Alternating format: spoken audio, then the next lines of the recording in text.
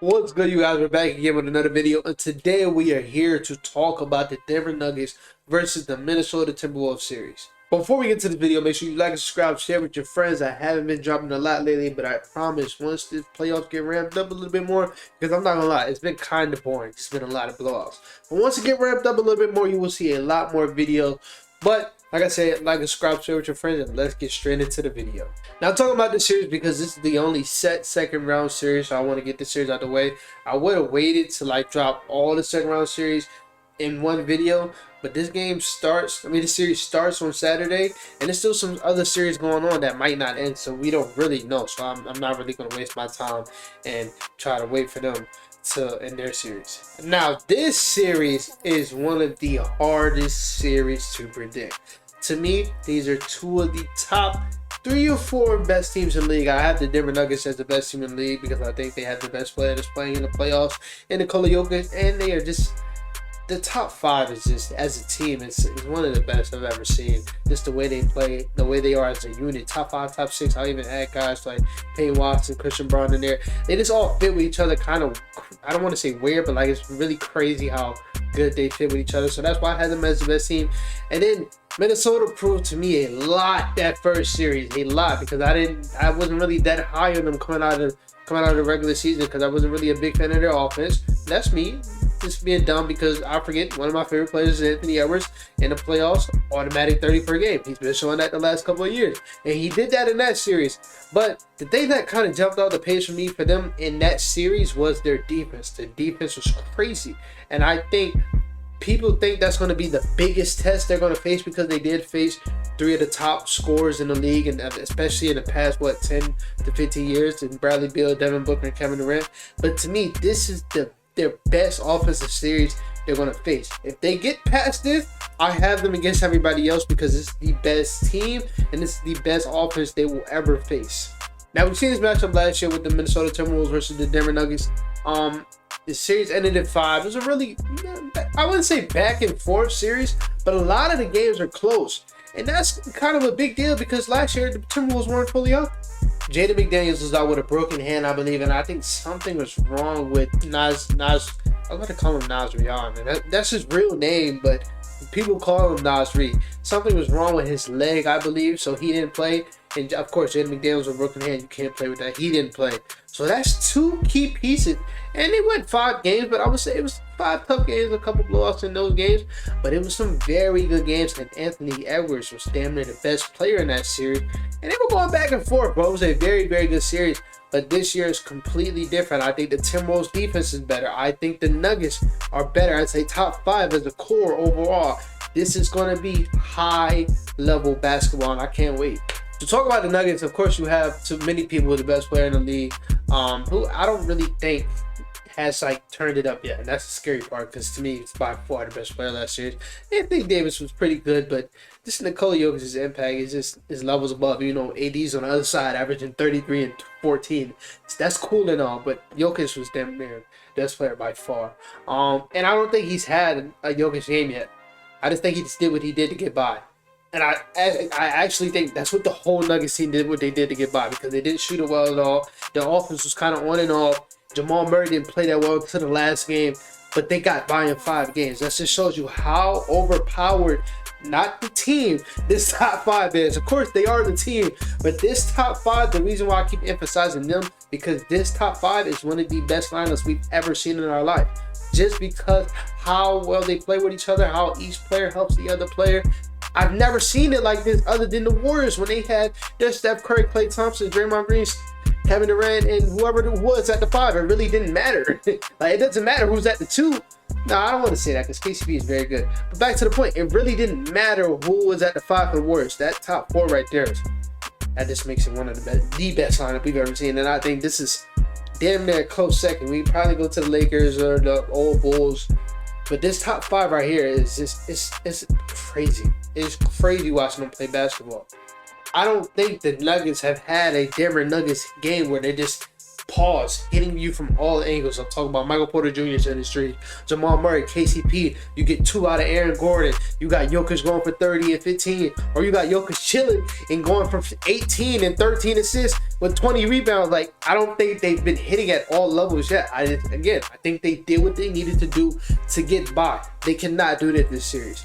This is a way better team with, quite frankly, the way better top player when it comes to this playoffs. Anthony Edwards has been amazing, and I'm not gonna lie, Rudy Gobert has been very good. We will talk about them later on, but they cannot go by like they did last year. They have to actually play, because to me, this is probably their best defensive matchup they're going to face. Of course, maybe you go to the finals, you face the Celtics, but I don't think they have anybody that can hang with Jokic.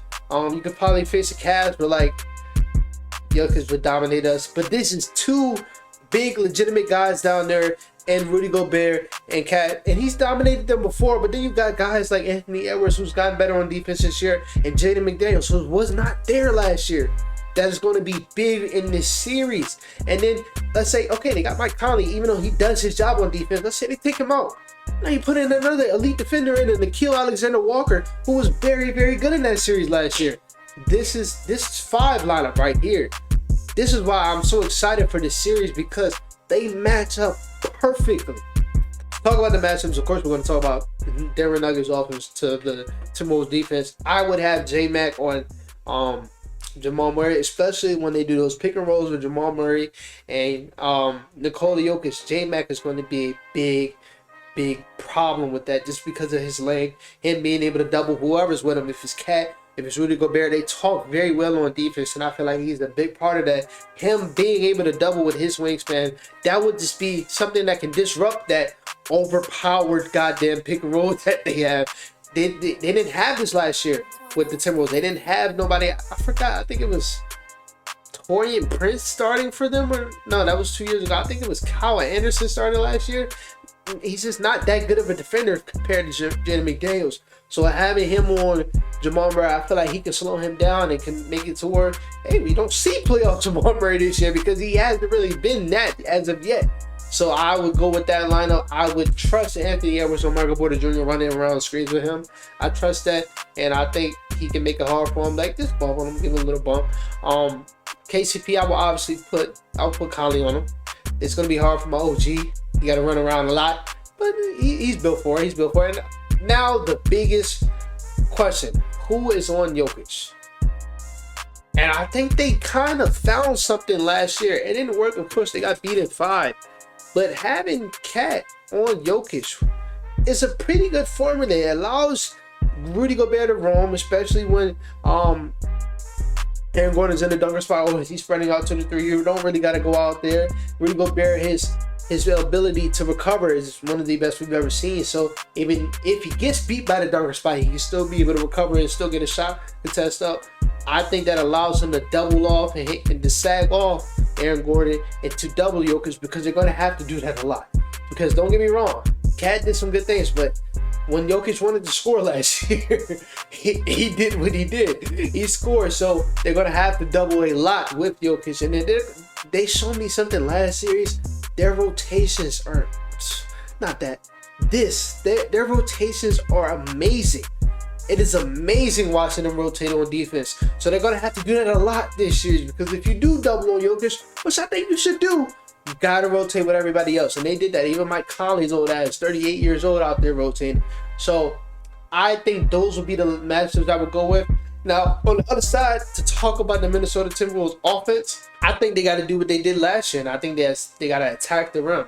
Jokic has made improvements on defenses, but if he's playing sagging, if he's sagging off, playing in the paint, and it's killed on all pull-ups last round, do that. But if he's not, he's playing you up high and blow by him every time. We even see Nickeil Alexander-Walker getting his offensive bag last series. Nickeil, blow by him every time. Jaden McDaniels was in his whole offensive bag last series. Blow by him every time. Just getting to the rim is going to be big this series. I believe the Denver Nuggets are going to have a good offensive series. My one thing is, if I'm a Timberwolves fan, don't try to play their game and start jacking all these threes. I wouldn't do that. That just would be dumb. You will be right in their hands, because when you play their game, you're not going to be able to do it. They have the ultimate chess card, and That nigga that's literally in chess and Joker. Now to talk about the bench pieces, I think their bench is going to be very, very important this series. On one side, we got two very good six-man of the year candidates. I think Nickeil Alexander-Walker will be one next year. And Nickeil Alexander-Walker and, of course, Nasrion Reed. Hopefully we can get Kyle Anderson in the series, but if not, I don't think they're really tripping about that. But you got a guy like Monte Morris who can go out there with Mike Conley. If he gets into foul trouble, or if he's tired and he can't play, you got a guy like Monte Morris who can easily fill in that role, play with a Rudy Gobert and a cat. Very smart player. I would, if I'm, I don't even want to say Chris Finch because I don't know if he's going to coach the series. He tore his patella tendon. If I'm the other coach, I don't know his name by heart. If I am him, and we on your back, you're playing damn near 42 the whole series. I'm not gonna lie, because I don't think they have a matchup for Ant. And hey, you're young enough to do it. Go out there and fucking hoop. And I think Ant, for some reason, he brings out the best in Nas Reed. They just play well with each other. Ant always finds his way to find Nas Reed, especially in the corners. I think Ant playing with the bench unit is going to be very, very important this series. Now to the other side, their bench unit normally has a Jamal Murray playing with another guard like a Reggie Jackson. Or if Reggie Jackson doesn't play, he's out there playing with Christian Braun, P. Watt, Aaron Gordon, Michael Porter Jr. I think that should be a lineup they run a lot this season. I think they should go small. I don't think it's going to be able to hurt them, especially when you got a guy like Rudy Gobert, even though I know he can guard on the perimeter, and that's going to be key this series too. But just having him out there, I don't think that hurts him. I think it spreads out the offense a lot more, even though you still got a guy like Aaron Gordon who's not really that great of a shooter. I think it spreads out the offense a lot more. And I like the toughness in that lineup. I love the way Christian Braun and Payne Watson play. I really do.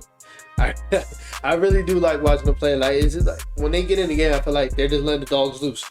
That's what Michael Malone doing. Go in there, rough with the game, and that's what they do. So I like them as young guys. But I don't know, man. This series is going to be hard. I still don't know where I'm going to go. I think with this series, when it comes to Jokic, I think he has to go in there with a scoring mindset this series. Now, I hear a lot of people say when Jokic's in a scoring mindset, they lose. I'm like, bro, fuck out of here. I know he had that one game last year against the Suns when he had 54 and he lost. Bro, Jokic he's that motherfucker, bro.